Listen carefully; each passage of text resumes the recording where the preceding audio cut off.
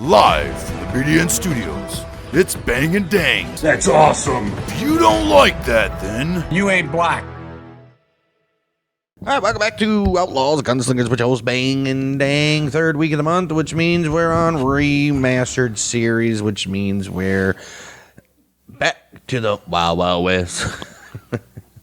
Wild Wild West. This week, we got the most controversial outlaw there is. maybe the second most famous outlaw that ever lived, Billy the Kid. And did he live well into the 1900s? Nobody knows except for Billy the Kid. Well, we shall see. Maybe Pat Garrett. Yeah, right. William H. Bonney, Henry McCarty, Billy the Kid, whatever you want to call him. We already know he did Billy some Antrim. things. William Antrim. He did some things. We'll get into that. We'll get into his early life and obviously his life of crime that he never stopped from the day he was a little boy. A little boy. Before we get into it, you already know the drill. Go check out our YouTube if you listen to this on Spotify, Apple, if you want to get all of our podcasts in one place, which includes this, Battles of the American Civil War, and our bi-weekly new YouTube exclusive Bang and Dang debate. And you're sticking around on Spotify, Apple, or podcasts, give us a review, share us with your friends, answer that Spotify question. All right, Billy was born to parents of Irish Catholic ancestry in New York City. His parents' names are not known for certain, but his mother was thought to be Catherine and his father perhaps Patrick. No. His birth year has been confirmed, though, as 1859, but the exact date of his birth has been disputed as either September 17th or November 23rd of that year. Oh.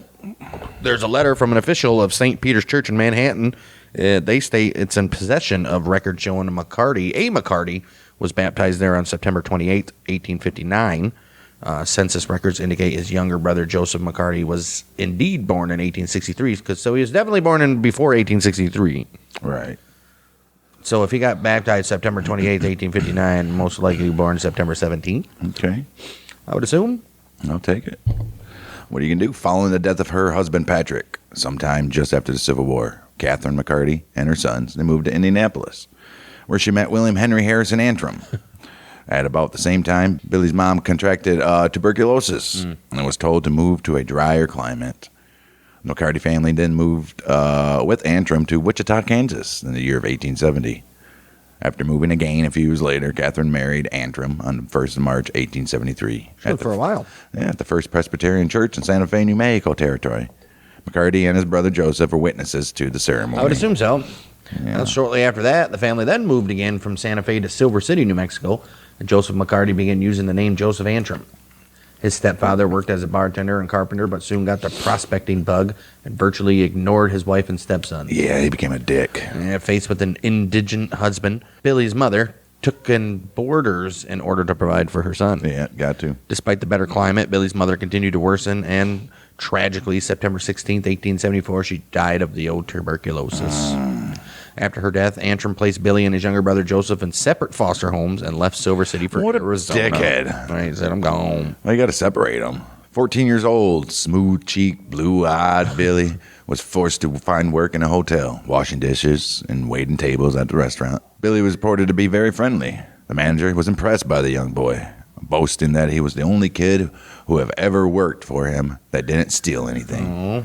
His school teachers thought that the young orphan was no more of a problem than any other boy, always quite willing to help with chores around the schoolhouse. Good for you, Billy. Yeah, good for you, Billy. Well, that all comes to an end on September 23rd, 1875, when McCarty was arrested for hiding a bundle of stolen clothes for a man playing a prank on a Chinese laundromat. Oh. 2 days after Billy was thrown in jail, the scrawny teen escaped by worming his way up the jailhouse chimney. Oh, shit. From that point onward, McCarty would be a fugitive for the rest of his life. Oh.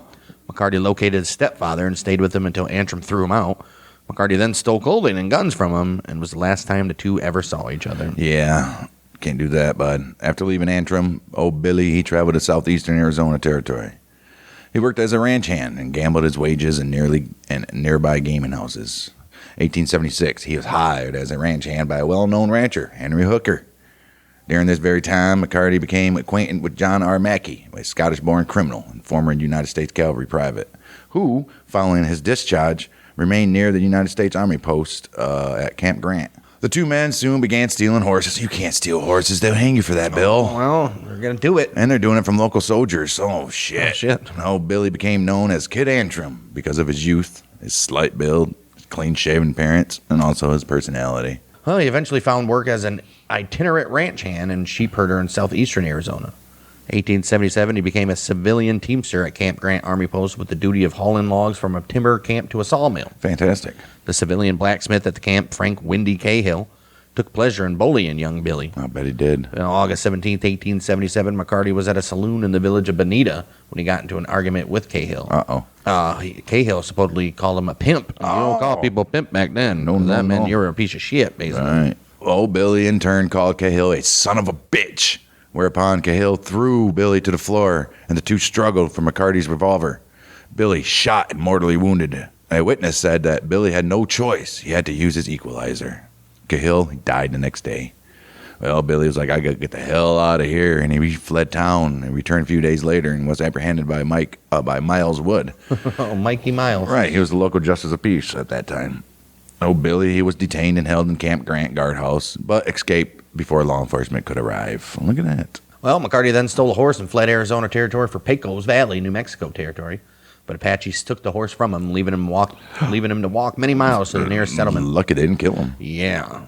At Fort Stanton in the Pecos Valley, McCarty, starving and near death, went to the home of friend and Seven Rivers Warriors gang member John Jones, whose mother Barbara nursed McCarty back to health. The Joneses' family developed a strong attachment to Billy and gave him one of their horses. Oh, look at that. You don't have to Here you steal go, that, bud. buddy. See, if you nice people will give you horses. Right. Damn. Well, now an outlaw and unable to find honest work, old Billy, he met up with another bandit, Jesse Evans. Jesse? Who was the leader of a gang of rustlers called the Boys. Oh, shit. Billy the Kid is with the boys. Right. He raided herds owned by cattle magnate John Chisholm in Lincoln County. Oh, Billy, he didn't have anywhere else to go, and since it was suicide to be alone in a hostile and lawless territory, he reluctantly joined the gang. After Billy was spotted in Silver City, his involvement with the gang was mentioned in a local newspaper. All right.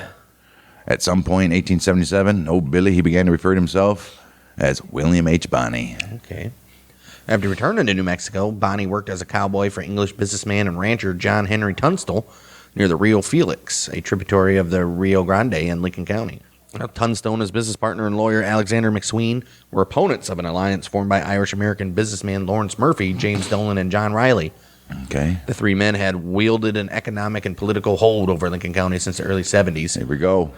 Due in part to their ownership of a beef contract with nearby Fort Stanton and a well-patronized goods store in the town of Lincoln. February 1878, McSween owed $8,000 to Dolan, who obtained a court order and asked Lincoln County Sheriff William Brady to attach nearly $40,000 worth of Tunstall's property and livestock. Oh.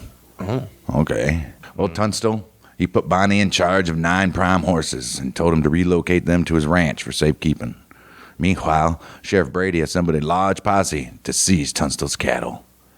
18th of February. Shoot somebody then. Right. 18th of February, year 1878. Tunstall learned of the posse's presence on his land and rode out to intervene. Shouldn't have done that. During the encounter, one member of the posse shot him in the chest, knocking him off his horse. Another posse member took Tunstall's gun, murdered him with a shot to the back of the head.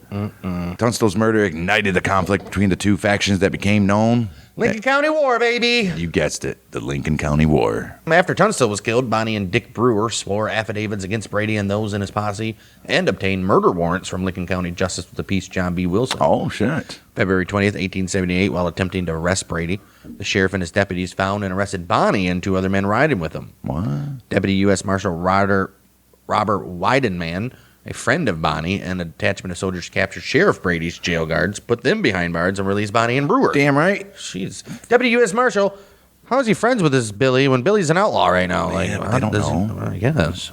Well, Billy, he then joined the Lincoln County Regulators. On 9th of March, they captured Frank Baker and William Morton, both of them whom were accused of killing Tunstall. Baker and Morton murdered while trying to escape. Good. April 1st, 1878, regulators ambushed Sheriff Brady and his deputies. Oh, shit. Bonney wounded in the thigh during the battle. Brady and Deputy Sheriff George Hinman murdered. Ooh. Morning of 4th of April, 1878, Buckshot Roberts and Dick Brewer murdered during a shootout at Blazer's Mill. Warrants were issued for several participants on both sides, and Bonney and 2 others were charged with the killing of the 3 men. Oh, wow. Let's dig a little deeper into the gunfight at Blazers Mill. Like we said, it was a shootout. Lincoln County regulators and Buffalo hunter Buckshot Roberts. Regulators including Billy, Charlie Baudry, and which was led by Richard Dick Brewer. They were a process of hunting down anyone believed to have been associated with the murder of their buddy John Tunstall, which had sparked the Lincoln County War. Roberts has been implicated in crimes associated with the Murphy Dolan faction. Oh. But in reality, has believed he wanted nothing to do with the ongoing rage war. Too late. And he's like, I don't want nothing to do with that. Well, Blazers Mill was located on a hillside between Lincoln, New Mexico, and Tularosa, and was owned by Dr. Joseph H. Blazer, who was a dentist. The area included a large two-story house, a large square office building, a sawmill, a grist mill, several one-story adobe structures and houses, a post office, a general store, and a number of corrals and barns. Jesus, it's a freaking town. All right. 3 days earlier, the regulators had killed Sheriff Brady, yes, and they were in Blazers Mill to have a good meal at Mrs. Godfrey's restaurant. Okay. The regulators known to be present that day included Brewer, Baudry, William McCarty, Doc Skurlock, Frank McNabb, George Coe, Frank Coe, John Middleton, Jim French, Henry Newton Brown, Fred Waite, and others. Oh. Lesser-known others. All right. Look at that shit. Buckshot Roberts wanted no part in Lincoln County War. Made plans to leave the area. Sold his ranch, waiting for the check from his buyer. Oh, check. All right. On the day in question, Roberts rode his mule into Blazers Mills. Looking to collect his check, he was shocked to discover that the entire upper echelon of the regulators were eating lunch in a nearby building. Oh, shit. They had left the area around Lincoln, New Mexico, after killing Sheriff Brady just 3 days earlier. One of them, Frank Coe, he sat with Roberts on the steps of the main house. He tried talking him into surrendering. He's like, come on, man. The old gunman, he said, I can't do that. I cannot do that because I would be killed by vengeful cowboys. I know. Well, Regulator Chief Dick Brewer grew impatient with the standoff and sent a few of his men outside to take Roberts into custody. At the sight of the armed, quickly walking cowboys, Roberts jumped up, aimed his Winchester. Both he and Charlie Baudry fired at the same time. Damn. Roberts was struck in the stomach while his shot hit Baudry's belt buckle, severing his gun belt and knocking the wind from him. Oh. Dangerously wounded, Roberts kept pumping bullets at the regulators as he retreated to the doorway. John Middleton was seriously wounded in the chest. One slug grazed Doc Skurlock and another struck George Coe in the right hand, costing him his trigger finger. Oh, no. Well, once Roberts' rifle clicked empty, Billy the Kid dashed from cover to finish off the wounded gunman, only to be knocked senseless by the barrel of the Winchester. Oh, shit. Oh, son of a bitch. Barricading himself in the house. Buckshot Roberts ignored both his painful wound and the regulator's gunshots. Armed himself with a single-shot 50-70 government Springfield rifle belonging to Blazer. Oh. And he readied himself for a fresh onslaught.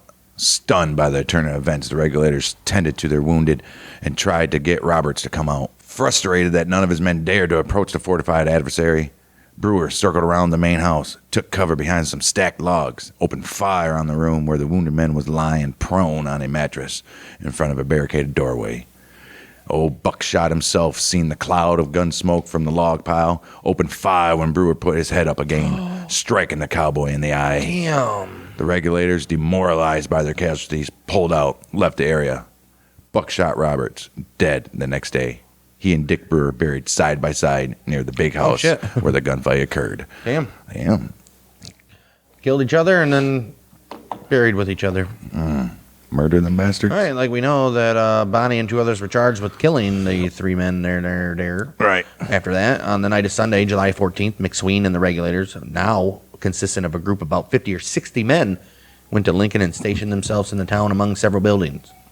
At the McSween residence were Bonnie, Florencio Chavez, Jose Chavez E. Chavez, all right. Jim Chavez Frentz, Harvey Morris, Tom O'Folliard, and Eugenio Salazar, among others. Another group led by Marin Chavez and Doc Skurlock positioned themselves on the roof of a saloon.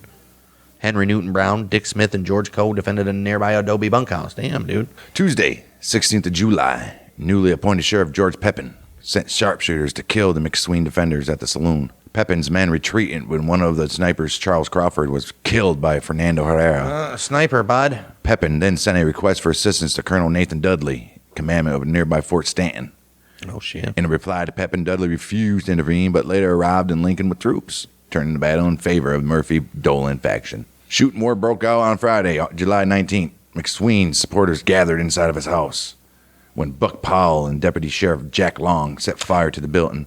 The occupants began shooting. Bonnie and the other men fled the building when all the rooms but one were burning.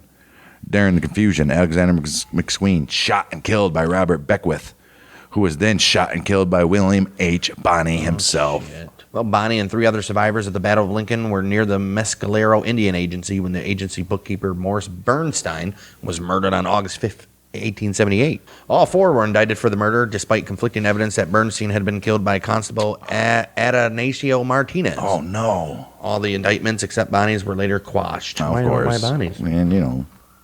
In the fall of 1878, retired Union General Lew Wallace became the new territorial governor of New Mexico. Fantastic. Good for Lew. In order to restore peace to Lincoln County, Wallace proclaimed an amnesty for any man involved in the Lincoln County War that was not already under indictment. It specifically excluded persons who had been convicted of or indicted for a crime and therefore excluded Old Billy. All right. February 18th, 1879. Billy the Kid and friend Tom O'Folliard, they were in Lincoln, and they watched as attorney Houston Chapman was shot and his corpse set on fire. Damn. According to eyewitnesses, the pair were innocent bystanders, forced at gunpoint by Jesse Evans to witness the moida. Old Bonnie, he wrote to Governor Wallace on the 13th of March, 1879, with an offer to provide information on Chapman murder in exchange for amnesty. A little snitch. Yeah. Well, Wallace was intrigued by rumors that McCarty was willing to surrender himself and testify against other combatants if amnesty could be extended to him. March of 1879, Wallace and Billy met to discuss the possibility of a deal. True to form, McCarty greeted the governor with a revolver in one hand and a Winchester rifle in the other. A revolver. A revolver. After several days to think the issue over, Billy agreed to testify in return for an amnesty. 20th of March, Wallace wrote to Bonnie, to remove all suspicion of understanding, I think it better to put the arresting party in charge of Sheriff Kimbrough, who shall be instructed to see what no violence is used. That no violence is used. Okay. Bonnie responded on that very same day, agreeing to testify and confirming Wallace's proposal for his arrest and detention in a local jail to assure his safety. 21st of March, Bonnie let himself be captured by a posse led by Sheriff George Kimball of Lincoln County. Shouldn't have done that. Well, as agreed, Bonnie provided a statement about Chapman's murder and testified in court. Even though his testimony helped to indict one of the most powerful House faction leaders, John Dolan, the district attorney, defied Wallace's order to set Billy free after testifying. However, Billy was a skilled escape artist, as we know, and escaped from the Lincoln County Jail on June 17, 1879. Sure did. For the next year, he hung around Fort Sumner on the Pecos River and developed a fateful friendship with a local bartender named Pat Garrett, who we all know would later be elected sheriff of Lincoln County. As sheriff, old Garrett, he was charged with arresting his friend, Henry McCarty, also known as Billy the Kid. Yes. At this same time, Billy had formed a gang, referred to it as the Rustlers, or simply Billy the Kid's gang. They survived by stealing and rustling as he did before. Hey, ain't broke, don't fix it. Right. The core members of the gang, Tom O'Folliard, Charlie Baudret, Tom Pickett, Billy, of course, Dirty Dave Rudaball, Dirty Dave Rudaball, baby. and also some guy named Billy Wilson. Wallace and Wilson. Bonnie avoided further violence until January 10th, 1880, when he shot and killed Joe Grant, who was a newcomer to the area. That was at Hargrove's Saloon in Fort Sumner, New Mexico. Santa Fe Weekly New Mexican reported, Billy Bonnie, more extensively known as the Kid, shot and killed Joe Grant. The origin of the difficulty was not learned. According to other contemporary sources, Bonnie had been warned Grant intended to kill him. Oh. Well, he walked up to Grant, told him he admired his revolver and asked to examine it. Oh. Well, look at that. That's nice. Well, Grant was like, here you are. Grant intended to kill him and still gave his revolver to him? Yeah. I mean, that guy's pretty dumb. I don't think he knew it was Billy, though, at first. Grant handed it over to Billy. Before returning the pistol, which Bonnie noticed contained only 3 cartridges, he positioned the cylinder so the next hammer would fall that would land on an empty chamber. Good for you, Billy.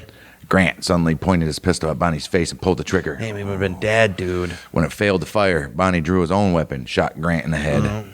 A reporter from the Las Vegas Optic quoted Bonnie as saying the encounter was a game of 2, and I got there first. You did.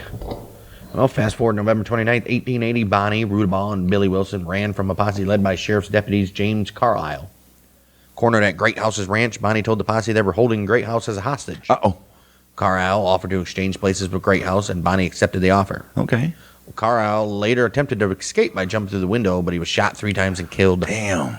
The shoot-off ended in a standoff. The posse withdrew, and Bonnie, Rudaball, and Wilson rode away. Damn right. November 30th, 1880, Billy the Kid's gang rode into White Oaks, New Mexico, and ran into Deputy Sheriff James Redmond. Taking shots at the deputy, Redmond hid behind a saloon as several local citizens ran into the street chasing the fugitives out of town. Oh. Get out of here. All right. Damn you. 15th of December, 1880. Governor Wallace, $500 reward on Billy's head. Pat Garrett began a relentless pursuit of his friend and now outlaw. Well, he's been an outlaw. Garrett set up many traps and ambushes in an attempt to apprehend old Billy, but he seemed to have an animal instinct that warned him of any danger. But that was not the last. Sure wasn't. Trailed by the resolute Garrett, Billy the Kid, Billy Wilson, Rudaball, Tom O'Folliard, Charlie Boudre, and Tom Pickett, they rode wearily into Fort Sumner on the 19th of December, 1880. And they were confronted by Garrett's posse, which had been hiding in an old post-hospital building. Shit. Well, Pat Garrett, Lon Chambers, and several others leaped from cover as Garrett ordered the outlaws to halt. However, several of the posse members didn't wait for the outlaws to respond to Garrett's demand, instead opening fire on Pickett and O'Folliard, who were riding in the front. Oh, shit. Though Pickett survived to escape, O'Folliard lay dead on the dusty street. Oh, no. Rudaball's horse caught a bullet and collapsed. Rudaball managed to jump onto Wilson's horse, and he and the other outlaws escaped. They holed up in an abandoned cabin near Stinking Springs, New Mexico. Soon, the determined Garrett's posse tracked the outlaws down, surrounded the hideout. Jeez. Inside the house were Billy, Charlie, Dave Rudaball, Tom Pickett, and Billy Wilson. When old Charlie Boudre passed before an open window, shot in the chest. Siege continued to the next day when Rudaball finally waved a white flag and the bandits surrendered. Why are you passing through a open window there, All right. Beaudry? Billy the Kid and his gang of rustlers were captured December 23rd, 1880. Oh, shit. A hell of a Christmas present for the sheriff there. Well, first, Billy was taken to a jail in Las Vegas, New Mexico. Ooh, we've had our episode about that one. We did. Where they arrived December 26th. They were met by crowds of curious onlookers. Right. The following day, an armed mob gathered at the train depot before the prisoners, who were already on board the train with Garrett, and they departed for Santa Fe. Deputy Sheriff Romero, backed by the angry group of men, demanded custody of Dave Rudaball, who had killed a local jailer. Oh. Garrett refused to surrender the prisoner, and a tense confrontation ensued until he agreed to let the sheriff and two other men accompany the party to Santa Fe, where they would petition the governor to release Rudaball to them. Later interview with the reporter, Bonnie said that he was unafraid during the incident. He said, "If I only had my Winchester, I'd lick the whole crowd." Las Vegas Gazette ran a story from a jailhouse interview following Bonnie's capture. When the reporter said Bonnie appeared relaxed, he replied, "What's the use of looking on the gloomy side of everything? The laugh's on me this time." Following sentencing, Bonnie moved to Lincoln, where he was held under guard on top of the floor of the town courthouse, and he did some more shenanigans. Yeah, on the evening of April 28th, 1881, while Garrett was in White Oaks collecting taxes, Deputy Bob Olinger took 5 other prisoners across the street for a meal, leaving James Bell, another deputy, alone with Bonnie at the jail. Bonnie asked to be taken outside to use the outhouse behind the courthouse. Yeah, the poo. On their return to jail, Bonnie, who was walking ahead of Bell up the stairs to his cell, hit around a blind corner, slipped out of his handcuffs, and beat Bell with the loose end of the cuffs. During the ensuing scuffle, Bonnie grabbed Bell's revolver and fatally shot him in the back as Bell tried to get away. He sure in the hell did. Well, Billy, with his legs still shackled, broke into Garrett's office, took a loaded shotgun, left behind by Olinger. Oh, Billy, he waited at the upstairs window for Olinger to respond to the gunshot that killed Bell. And then he called out to him, "Look up, old boy. See what you get." And when Olinger looked up, Bonnie murdered him. After about an hour, Bonnie freed himself from the leg irons with an axe. He obtained a horse and rode out of town. According to some stories, he was singing as he left Lincoln. All right. Good for him. Well, while Billy was on the run, Governor Wallace placed a new $500 bounty on his head. Almost 3 months after his escape, Garrett, responding to rumors that Bonnie was in the vicinity of Fort Sumner again, left Lincoln with 2 deputies July 14th, 1881, to question resident Pete Maxwell, who was a friend of Williams. Okay. Or Billy's. Maxwell, son of land baron Lucien Maxwell, who we spoke about in the Las Vegas episode. Right? Yeah. Spoke with Garrett the same day for several hours. Around midnight, the pair sat in Maxwell's darkened bedroom when Billy unexpectedly entered. Here we go. Accounts vary, though, as to what happened next. According to most versions, as he entered the room, Bonnie failed to recognize Garrett due to poor lighting. Drawing his revolver and backing away, Bonnie asked, "Who is it? Who is it?" But he said it in Spanish. "Quines, Quines." Recognizing Bonnie's voice, Garrett drew his revolver and fired twice. First bullet struck Bonnie in the chest above his heart, while the second missed. Garrett's account leaves it unclear whether Billy was killed instantly or took some time to die. A few hours after the shooting, a local justice of peace assembled a coroner's jury of 6 people. The jury members interviewed Maxwell and Garrett, and Bonnie's body and the location of the shooting were examined. The jury did indeed certify the body as Billy's, and according to a local newspaper, the jury foreman said it was the kid's body that we examined. Billy was then given a wake by candlelight. He was buried the next day, and his grave was denoted with a wooden marker. 5 days after Billy's killing, Garrett traveled to Santa Fe, New Mexico to collect on that $500 reward offered by the governor for his capture, dead or alive. Look at that shit. Except for he doesn't get it. All right, William G. Rich, the acting New Mexico governor. Why? Refused to pay. He refused to pay. Over the next weeks, the residents of Las Vegas, Mesilla, and Santa Fe, and White Oaks, and other New Mexico cities, they raised over $7,000 reward money for Garrett. He's like, you don't want that $500? We'll get you $7,000, baby. I'm rich. A year and 4 days after supposedly Billy the Kid's death, the New Mexico territorial legislature, they passed a special act to grant Garrett the $500 bonding reward promised by Governor Wallace. Wow, you already got $7,000. Well, I got $500 more. Right. Well, because people had begun to claim Garrett unfairly ambushed Bonnie. Right. Or Billy. Right. Garrett felt the need to tell his side of the story and called upon his friend, journalist Marshall Upson, to ghostwrite a book for him. Oh. The book, titled The Authentic Life of Billy the Kid, was first published April of 1882. Yeah, there's a lot of discrepancies in it, though. Well, although only a few copies sold following its release, it eventually became a reference for later historians who wrote about Billy's life. But how do you... Garrett knows nothing. Right. Over time, legends grew, claiming that Bonnie was not even dead, and that Garrett staged the incident and the death out of friendship so that old Billy could evade law. He said, you're just a young boy. During the next 50 years, a number of men claimed they were Billy the Kid. Most of these claims were easily disproven, but 2 have remained topics of discussion and debate. 1948, a Central Texas man, Ollie P. Roberts, also known as Brushy Bill Roberts, he began claiming he was Billy the Kid when he went before New Mexico Governor Thomas J. Mabry seeking a pardon. Mabry dismissed Roberts. What if they didn't pardon him, but then sent him to jail? Right. Mabry dismissed Roberts' claims, and Roberts died shortly after. Oh, wow. Nevertheless, Hico, Texas, which is Roberts' town of residence, capitalized on his claim by opening a Billy the Kid museum. Oh, shit. Oh, John Miller. He's an Arizona man. He claimed he was William H. Bonney. He was unsupported by his family until 1938, sometime after his death. Miller's body buried in state-owned Arizona Pioneers Home Cemetery, Prescott, Arizona. May 2005, Miller's teeth and bones exhumed and examined without permission from the state. Oh, DNA samples from the remains. Why did the state have to have permission? Right. DNA samples from the remains were sent to a laboratory in Dallas, and they were tested to compare Miller's DNA with blood samples obtained from floorboards in the old Lincoln County Courthouse, and also a bench where Bonnie's body allegedly was placed after he was shot. According to July 2015 article in Washington Post, the lab results were useless. Well, obviously, he has no descendants, Right. first of all.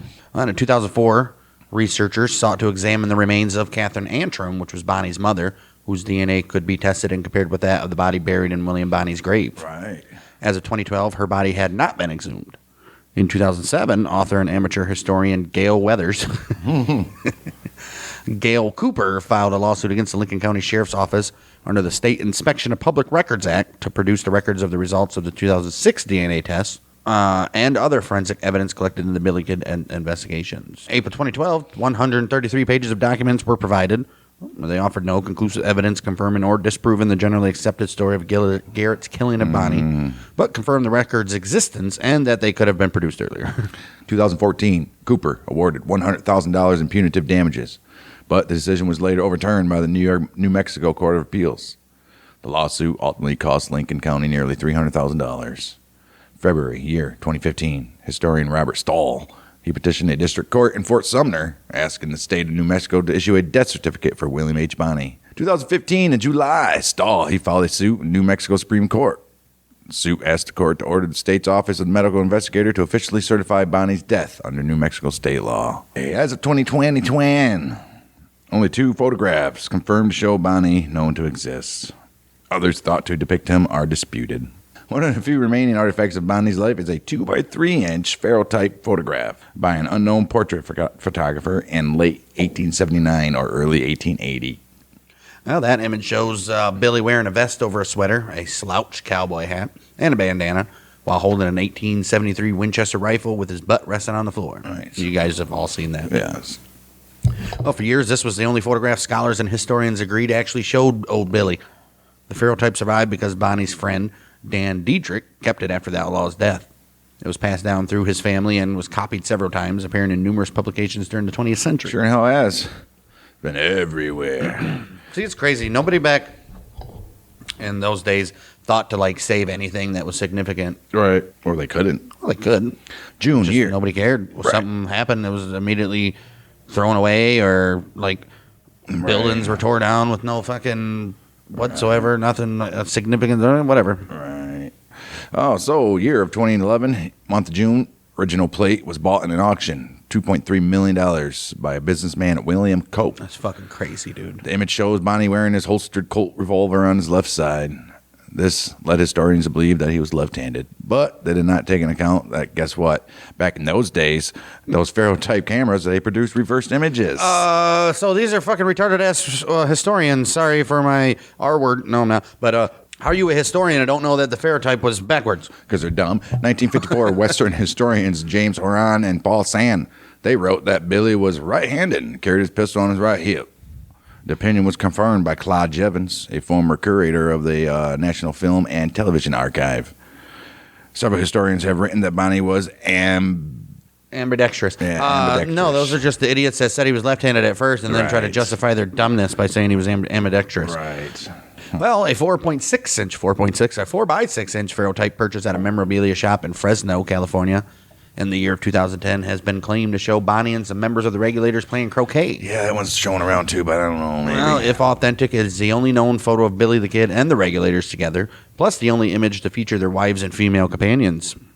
Collector Robert G. McCubbin, an outlaw historian, and outlaw historian John Bossenecker, they concluded in 2013 that the photograph does not show William H. Bonnie. Oh. Did they conclude that? Right.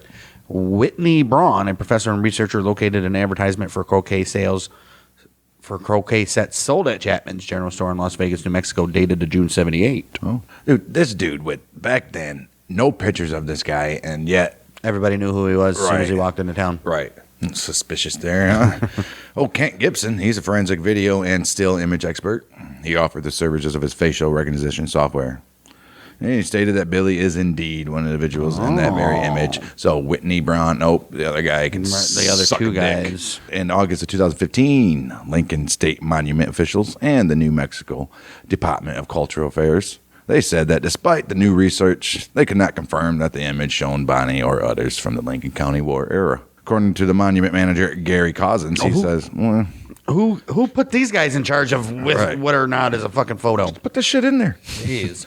Say old picture. All right. Photograph curator at the Palace of the Governor's Archives, Daniel Kosharek, he said the image is problematic on a lot of fronts. Uh-oh, well, what's first? Including the small size of the figures and the lack of resemblance of the background landscape to Lincoln County or the state in general. Okay. A building. Editors from the True West magazine staff said, no one in our office thinks this photo is of the kid and the Regulators. Early October 2015, Kagan's Inc. It was as a numismatic authentication firm. right. Said the image was authentic after a number of experts, including those associated with the recent National Geographic Channel program, examined it. I mean, come on. Here we go. Is it like the FBI trying to do something here? Because that's what it feels like. Right. Jeez. You don't know how catty the fucking scientific and like historian professions are, dude. Oh, it's Or any profession like that, archaeologists, all of them. Ridiculous. If you have an outside the box point that's not agreed on by all the archaeologists or something, you're going to be shunned and talked about and considered false. Right, and nobody ever. You're a fucking kooky guy, Right. And you're discredited and crazy. Dude. And whenever you hear stories like that, that means it does exist and you can do it. Right. 2010, New Mexico Governor Bill Richardson, he turned down a request for a posthumous pardon of Bonnie for the murder of Sheriff William Brady. The pardon considered was to fulfill Governor Lew Wallace's 1879 promise to Bonnie. Richardson's decision. Yeah, I mean, he did promise. they should do it. Well, I bet it's in writing too. Richardson's decision, citing historical ambiguity, it was announced on the 31st of December on New Year's Eve, 2010, his very last day in office. Look at that. I'm not gonna get no lashback for this because lashback. Right. Wow. 1931. Charles W. Four, an unofficial tour guide at Fort Sumner Cemetery, He campaigned to raise funds for a permanent marker for the graves of Bonnie, O'Folliard, and O'Boudre. As a result of his efforts, a stone memorial marked with the names of the three men and their death dates beneath the word pals was erected in the center of the burial area. 1940, stonecutter James N. Warner of Salida, Colorado, made and donated to the cemetery a new marker for Bonnie's grave. It was then stolen February 8th, 1981. Of course, why not? But recovered days later in Huntington Beach, California. That's a hell of a, just on the beach. Right. On the beach. New Mexico Governor Bruce King arranged for the county sheriff to fly to California to return it for Fort Sumner, where it was reinstalled May of 81.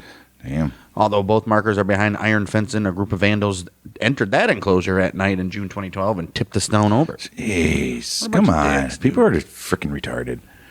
In his short life, Billy, he was known to have killed 21 men, one for each year of his life. However, many historians calculate the figure closer to 9 people, 4 on his own and 5 with the help of others. Hundreds of songs, books, motion pictures, radio, TV programs, and plays have been inspired by the story of the outlaw, Billy the Kid. Shut up.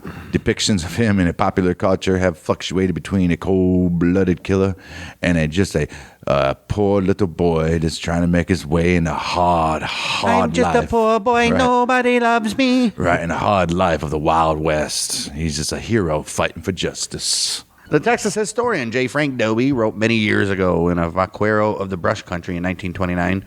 He said, Billy the Kid will always be interesting, will always appeal to the popular imagination. Right. Well, a plethora of writers and filmmakers have depicted Billy as the personification of either heroic youth or juvenile punk. A few have attempted to portray a more complex character. Right. Okay. In any case, the dramatic aspects of his short life and violent death still appeal to popular taste. Yes, as we're talking about it right now, and he does so remain an icon of teenage wasteland. Right. The mythologizing of his story continues with new works in various media. It's a poem, I think, right? Looks like a poem. It says, "'Twas on the same night when poor Billy died, he said to his friends, I am not satisfied. There are 21 men I have put bullets through, and Sheriff Pat Garrett will make 22. Now this is how Billy the Kid met his fate. The bright moon was shining, the hour was late. Shot down by Pat Garrett, who once was his friend. The young outlaw's life had come to an end. There's many a man with a face fine and fair who starts out in life with a chance to be square. But just like poor Billy, he wanders astray and loses his life in the very same way." I'll bring the beers. I'll bring the beers. Okay, Fucking then. Pat Garrett, you piece of shit. Fat Pat Garrett. Oh, fucking. Shit. Oh, fucking touchdown, Timmy. All right, that's Billy the Kid's story, and I don't think that one's ever gonna change. I think we've literally known anything there is to know about Billy the Kid. Mm-hmm. Who's the most famous Wild West guy? Phil Collins. You think No, he didn't. Billy, Hardin, or Wyatt, or Doc, Probably. or Wild Bill? Probably Butch Cassidy. Butch Cassidy. Forgot about that fucking guy. I would say it would probably be. What do you think Google says? It'd probably be Wyatt Earp, Billy the Kid, Doc Holliday, Butch Cassidy, and Jesse James. Oh, Buffalo Bill. Maybe we'll put a poll out there on the old tube of Ubes. Next week, we continue on with Remastered, since it's not the last of the month, It's the last of the month. which is going to be Deadwood, South Dakota. And then we'll move to the week after that to end the month with another serial killer episode. And go subscribe to our YouTube right now. Right now, you do it. And you can get this show as well as our other podcast, Battles of the American Civil War. We're winding down the old 1865. And our bi-monthly YouTube exclusive Bang and Dang Debate, where we debate stuff and talk about things. So if you guys are interested in that, at Bang Dang Network. And we'll see you next week for more Outlaws and Gunslingers. We are the Mother Michigan as well. Dang.